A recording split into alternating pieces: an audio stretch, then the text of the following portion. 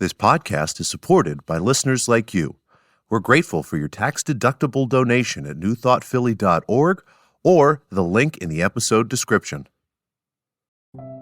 A practical prayer is a prayer that works. These discussions between Reverend Bill Marcioni and Carol Lawrence dive into the details of how it works and how to work it. Reverend Bill is a New Thought minister and the author of Practical Prayer for Real Results. Your new life begins with a new thought.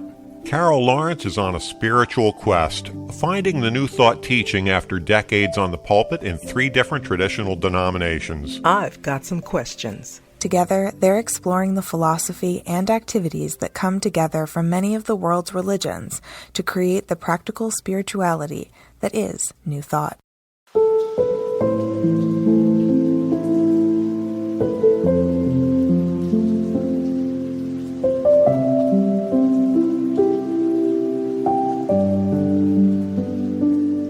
Welcome to the Practical Prayer Podcast. I'm Reverend Dr. Bill Marcioni, here flying solo. Carol, my usual co-host, sidekick, accomplice, and question asker, is unavailable today. She got hijacked by the medical industrial complex, and that's not nearly as bad as it seems. She's just stuck in a doctor's office waiting for stuff to happen at recording time. So I will fly solo today. And it gives me the opportunity to share some important news and also the title of this episode, which is Penultimate. And a lot of people, you say penultimate, and they think they know what it means. Some people actually know what it means. And some people realize that they don't know what it means. But penultimate is one of those great words because onomatopoeically, it sounds like something different than what it is. Penultimate, in some ways, sounds like it's going to be just about the best. And in fact, penultimate means second to last. And the reason that this episode is called Second to Last, or Penultimate, this is episode number 227 of the Practical Prayer Podcast. When we first started doing this podcast, I had tried a couple of times with pilots with various other people who were deep into the New Thought teaching and very similar, way of thinking and spiritual alignment with me. And I could not imagine that we would be able to do more than a dozen episodes before we ran out of content.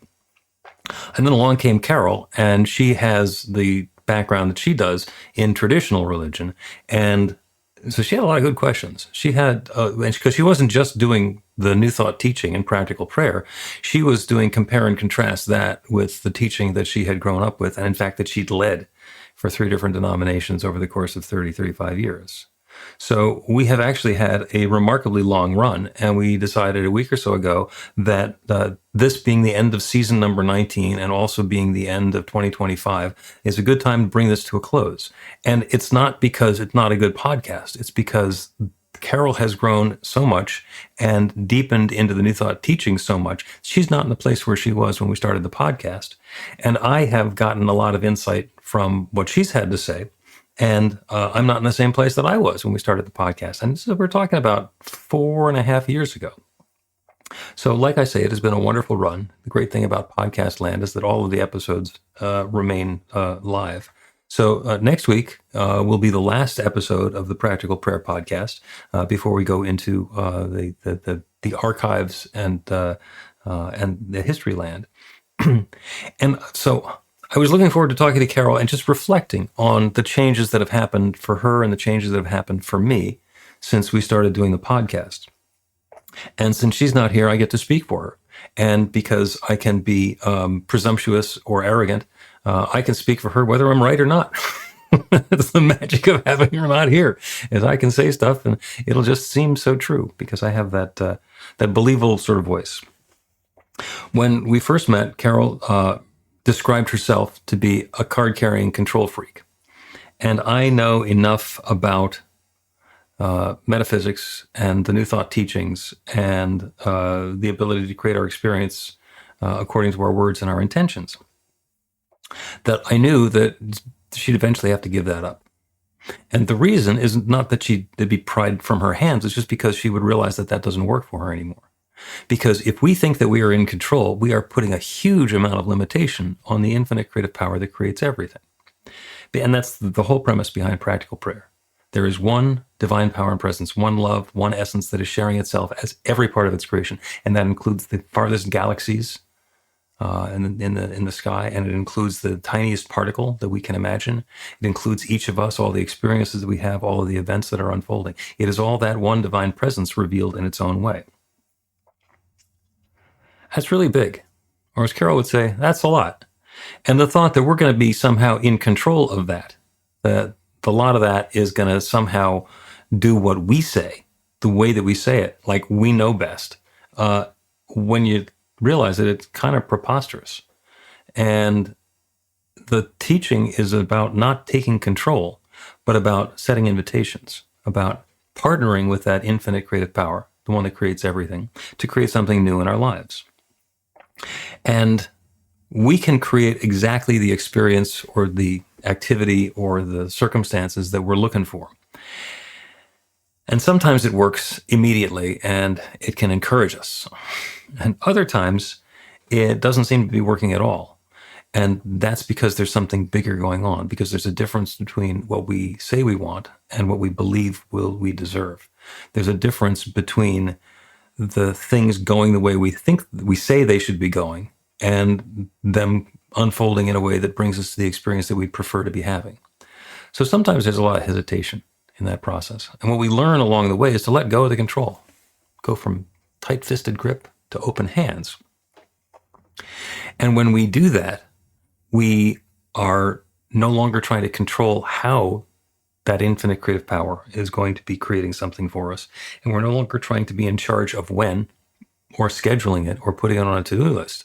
What we're doing instead is understanding the tone, the texture, the flavor, the essence of what it is that we want to be creating in our lives, and then turning it over to that infinite creative power. By the way, it has created all of the life that exists everywhere, and every planet, every galaxy, and everything that exists everywhere. So it can probably do a pretty good job of creating whatever it is that we're desiring next.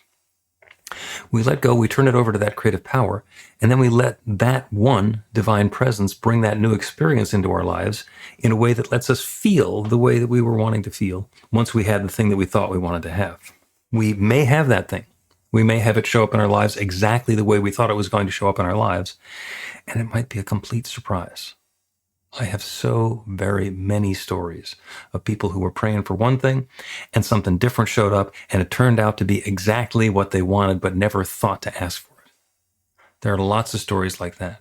So one of the huge things that Carol got to learn, and it took less than a half a year from the time we started doing the podcast and probably a year and a half from the time that we first met, until she finally said, oh, okay, I'm turning it in. I no longer am a card-carrying control freak. And I sent her, as a holiday gift, I sent her a graphic image of a control freak card that says canceled. And because she made that transformation. So she still has all those characteristics in her personality. She still has all the abilities to jump in and make things happen. What's changed is that consciousness. The consciousness about needing to do it that way and that there is something bigger going on at hand. So that has been transformational. The big thing that's happened for me is I have come to an understanding of why the New Thought teaching is so confounding to so many people.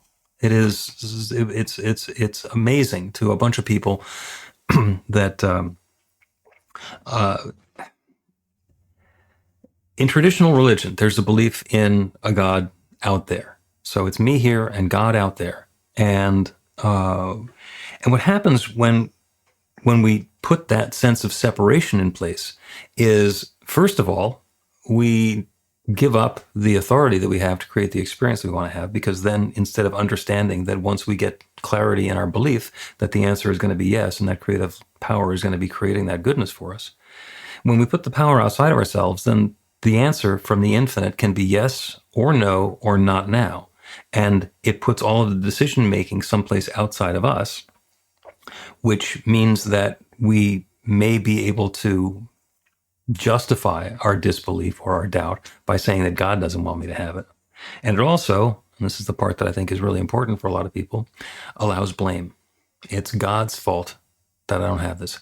God doesn't want me to have it. And it puts the blame on Santa God up in the sky.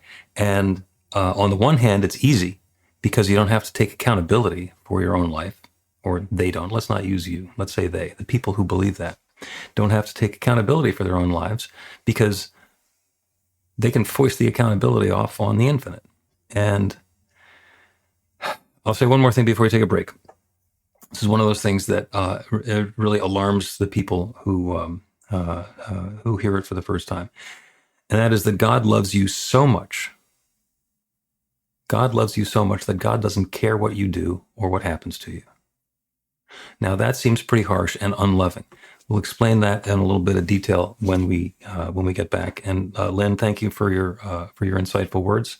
And we'll be back in just a minute, right after this. Learn to put practical prayer to work in your life. The steps are simple to learn and let you begin to get real results to create the life of your dreams immediately. Reverend Bill Marchione's widely acclaimed book, Practical Prayer for Real Results, gives you a clear summary of the New Thought principles behind practical prayer and the series of easy-to-understand steps found in the most effective prayers from religions and spiritual practices all over the world and throughout history. Practical prayer is not a replacement for your religion or practice. It's a technique to make the work you do in consciousness even more effective. The book includes 40 prayers on various topics that you can adapt as needed and use as your own. Practical Prayer for Real Results is available in paperback, Kindle, and audiobook on Amazon or at b-the-light.com. That's b-the-light.com.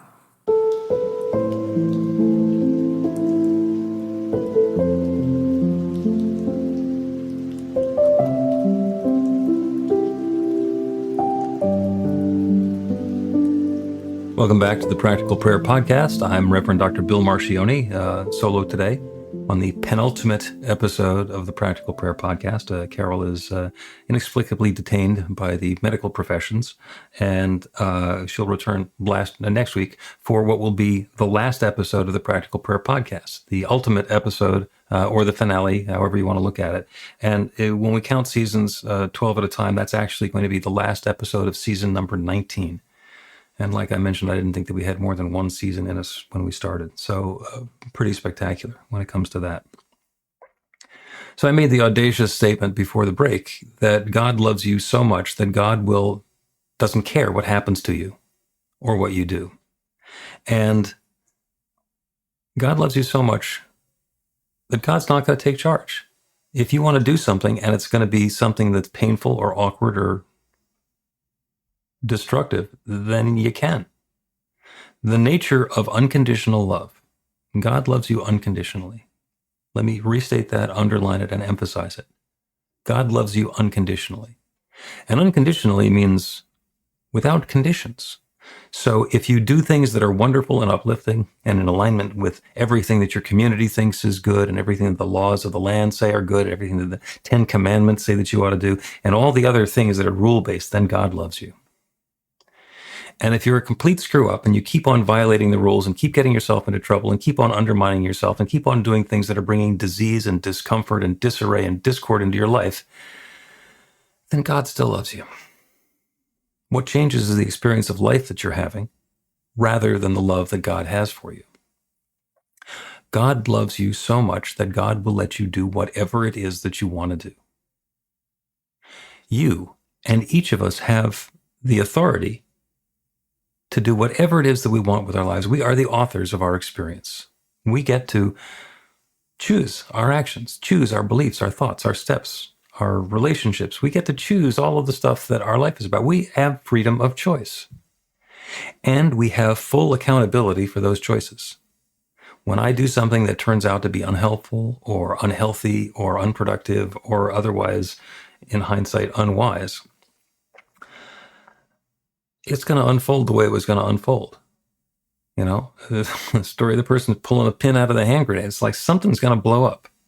You are free to pull the pin out of the hand grenade. You may want to have a plan for after that.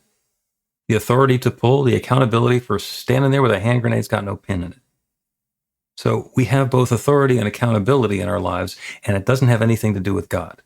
There's an infinite creative power that creates everything, and we are partnered with it. And if we want to create destruction, then the universe says yes, and destruction unfolds, and God loves us. And if we decide that we want to do something that is going to be wholesome and uplifting and positive and bringing good and joy and light and love to the world, then that infinite creative power partners with us to create that. The law says yes, and God loves us unconditionally. Well, that takes a lot of the power out of God and puts the accountability on us. And the question becomes, what are you creating? You are the architect of your experience. You get to decide this, not the specifics of what you want to have happen. You get to set an intention for how you want to feel, how you want your life experience to unfold once you have the things that you think that you're desiring. And we've talked over the course of the last 225 episodes about the sorts of approaches that we can use to align ourselves with the good that we're seeking.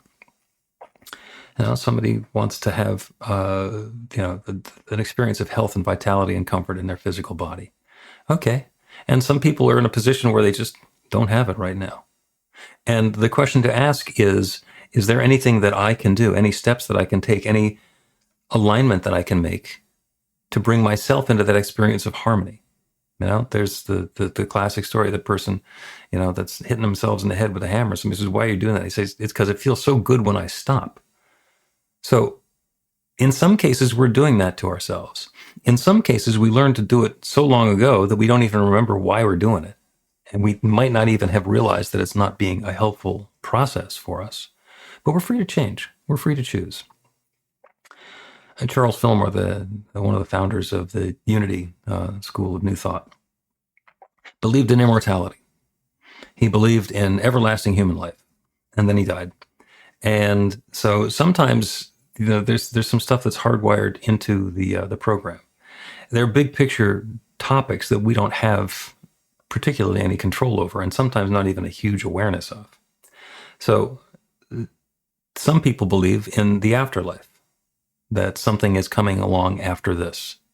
And some people believe in past lives, that we've all been here multiple times taking circuits through life here on Earth, and that we are going through it for whatever the purpose is. Some people think it's so we can learn our lessons so that we can reach enlightenment, then we can stop coming back to planet Earth. That's kind of a bummer because that makes Earth be sort of punitive. Like you have to keep repeating it, like the fourth grade, until you get done with it, and then you get to move on to something better. The other possibility, and this is one that I like, is that the human life on Earth is like an amusement park ride. And the undifferentiated spirit can make the choice, I want to go have the human ride on Earth, and then we're born into something. And we get to experience that sense of separation. Because if there's only one divine power and presence, one mind, one love, then that one is aware of everything. And the only way to not be aware of the connection with everything is to have an experience of being disconnected, an experience of being separate, which is, I believe, what we're doing here on Earth. And the idea of having that experience of separation is that we can learn things. Because the infinite is not learning anything. The infinite already knows everything. The infinite is not being surprised. The infinite cannot lock eyes with somebody else across the room and suddenly find itself in love. Because it's already everything. It's already every part of that equation. It's the one that's doing the seeing. It's the one that's being seen. It's the room. It's all of it. So in order for that experience to unfold in a way where there can be joy or surprise or delight, or as I say, God's heard every joke. But as a human individual, I can be surprised and I can have a good laugh and I can feel how uplifting that is. So my notion is that the reason that we are here is to have the experience of being individual, to live with the illusion of separation, and then see what we can bring into the experience that we're having. So everything here in life on planet Earth, life in the manifest universe, is very important because it's the life that we have. It's the experience that we've got. This is our moment now. This is episode number 227. And there won't be another one. So we have the opportunity to engage with that and do the best that we can, or the best that we choose with that opportunity. We don't have to. We can go take a nap, and that's okay too. But it's about choosing the experience we want to have and then being accountable for what we've chosen. And that's individual life on Earth. So as long as we are involved in this endeavor, it's really none of our business what came before this or what's coming after this. Our opportunity is to be present, to be here now, and given the experience and the opportunity that we have, what is it that we want to be creating? And that's true for everybody. That's true for me. That's true for everybody who understands this new thought teaching. that we're creating our lives according to our beliefs. And it also includes everybody who doesn't understand that we are creating our lives according to our beliefs, that we are each partnered with that infinite creative power. If we are doing this in ignorance, the law still works. The law is always working. It is always responding, whether we know it's responding or not. And that's good news and bad news. Because the question becomes, what's the experience of life that you'd like to be having? If you were choosing how you were going to feel once this next portion of your life unfolds, what would you choose? Are you able to let go of the thought that you don't deserve it, that it's not yours? Are you able to open to that possibility that goes beyond anything that you might have considered before? Can you acknowledge it? Can you believe it? Can you set your intention for it and then allow yourself to get out of the way and allow that infinite creative power to create it? Well, that's what practical prayer is all about. So we're going to take another break and listen to something about the Practical Prayer book, which you can still get on Amazon. And it's got 40 sample prayers. 39 that are practical prayers and one which was the model for the practical prayers. If you don't remember what that is, then go ahead and get yourself a copy of the book or the audio book or the Kindle book. And we're going to close in a minute with one of the prayers from the book.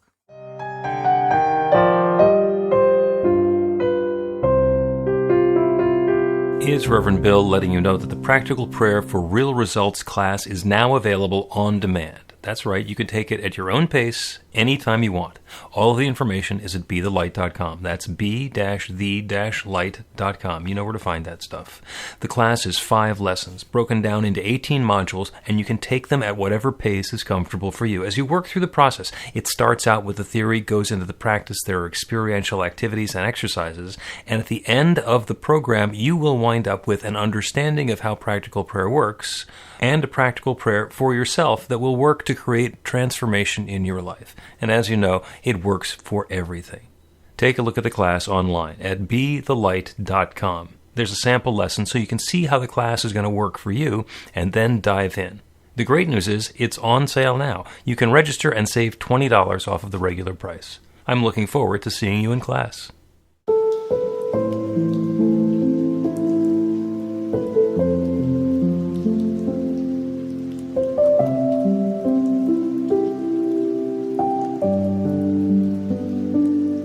Welcome back to the Practical Prayer Podcast. I'm Reverend Dr. Bill Marcioni, flying solo today.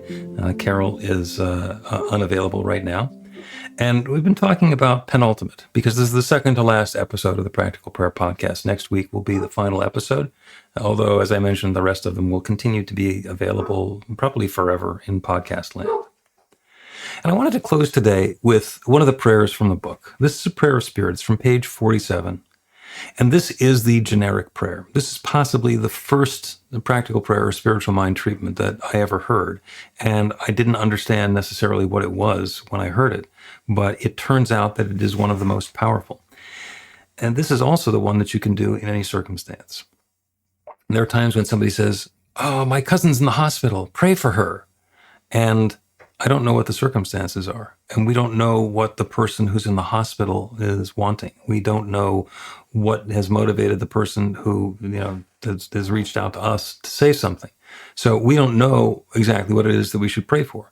Should it be for everything to be easy and simple? Should it be that the surgery finally happens and everything resolves perfectly? Or could it be that the love is unfolding in the family as they lovingly release this cousin? We don't know. But we can still pray. The title of the prayer is Highest and Best with Love and Ease. There's only love. Everything, everyone, everywhere is an idea born in the creative mind of God, now taking form in space and time. This sharing of creative energy is an act of pure love. So I know there is only love. I am that infinite love, taking form in a way that is uniquely me.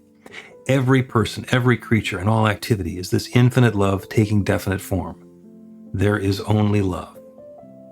I now know and affirm that love is unfolding, the highest and best with love and ease for each one listening to this prayer and all the intentions and desires that they have. It is now unfolding as the highest and best experience with love and ease for everyone. There is no power or force that stands in opposition to this good. Any fear, doubt, or idea of hesitation dissipates immediately and permanently into the nothingness from which it came. There is only love. It's now appearing in my life as the highest and best, with love and ease for me and for everyone involved. I'm grateful for it, thankful for the good that is now at hand. I'm in gratitude for the law that allows me to create this wonderful new experience, and for the joyous way that it honors and elevates everyone involved. I release this word into the truth, into the infinite mind of God, knowing that this good is already underway. And so it is.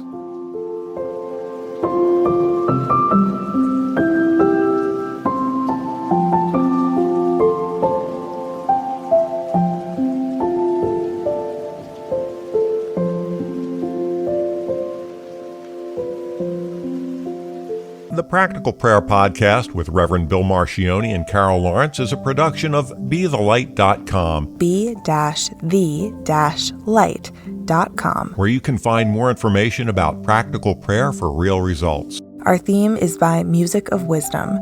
You can learn about the spiritual community of New Thought Philadelphia with daily guided meditations, Weekly celebrations of spirit, and Reverend Bill's classes in practical spirituality at newthoughtphilly.org.